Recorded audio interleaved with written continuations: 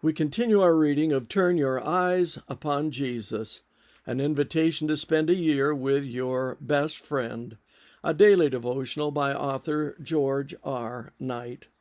Today's reading, July 26, Confrontational Parable number 2. Hear another parable. There was a householder who planted a vineyard and let it out to tenants, and went into another country.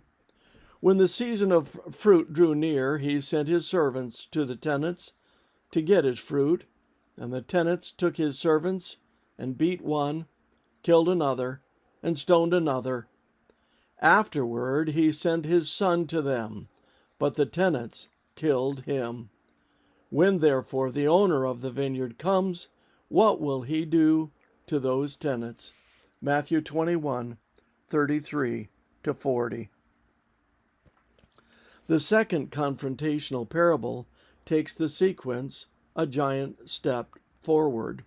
Whereas the parable of the two sons pictured the resistance of the Jewish leaders in a passive mode, this one is active, so much so that it points both to rejecting the prophets and to killing the son. It would be almost impossible for any Jewish hearer to miss the allusion to God's much-loved Israel in the description of the vineyard. Isaiah chapter 5, verse 1-7 describes that vineyard in quite similar terms to what Jesus employs. But in Isaiah, the fault lies with the vines, whereas here it is with the tenants. In both cases, the result of failure is divine judgment. We can learn several lessons from the parable of the tenants. The first is that God is long-suffering. He does not send just one time, but keeps on sending.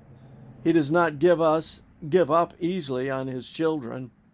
A second lesson is just as obvious: the perversity of the tenants. If the major theme of the gospel story is God's love, a counterbalancing theme is humanity's rejection of that love.